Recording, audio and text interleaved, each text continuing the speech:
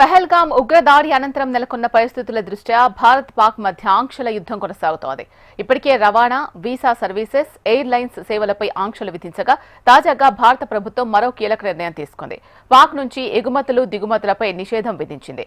అన్ని రకాల వస్తువులపై ఇది వర్తిస్తుందని వెల్లడించింది. ఉగ్రదాడులతో రెచ్చిపోతున్న పాక్ను ఆర్థికంగా మరింత కట్టడి చేయాలని భావిస్తోంది భారత్. దీనికి సంబంధించి మరింత సమాచారం మా ప్రతినిధి ఆర్కే అందిస్తారు. ఆర్కే, చెప్పండి. ఇక సీమాంతర ఉగ్రవాదాన్ని ఎగదొస్తున్న పాకిస్తాన్ ఆర్థిక మూలాలను దెబ్బతీసే దిశగా భారత్ మరో కీలకమైన నిర్ణయం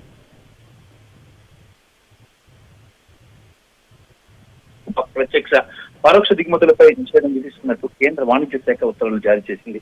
ఈ నిషేధం వెంటనే అమల్లోకి వస్తుందని పేర్కొంది.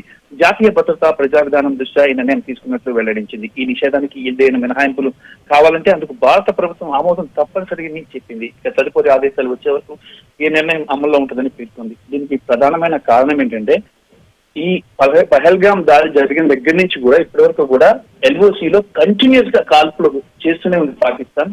ఏం మాత్రం కూడా ఆగడం లేదు, ఎక్కడ కూడా వెనకాడటం లేదు.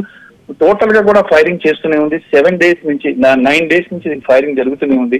మరి భారత్ మీద ఉగ్రవాదులను పంపించి భారత్ అలజడి సృష్టించి తిరిగి భారత్ మీదే కాల్పులు జరుపుతుంది. కాబట్టి పాక్ కి తగిన గుణపాఠం చెప్పాలని అష్ట దిగ్బంధనం చేయబోతుంది భారత్ పాకిస్తాన్. ముఖ్యంగా ఆర్థిక మూలాలను దెబ్బతీస్తుంది. ఆ తర్వాత ఇక మిసైల్స్ తో దాడులు చేయబోతుంది. ఇప్పటికే అరేబియా మహాసముద్రంలో వార్ షిప్స్ అన్ని పెట్టారు.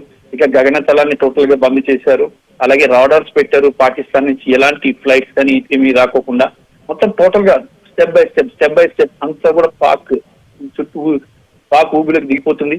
మరి ఈ నేపథ్యంలో పాక్ ఇప్పటికైనా తన వైఖరిని మానుకోకపోతే ఇక యుద్ధం తప్పదని చెప్పేసి ప్రభుత్వం ఖచ్చితంగా చెప్పింది. యుద్ధ ఏర్పాట్లు మాత్రం ఒకవైపు జరుగుతూనే ఉన్నాయి.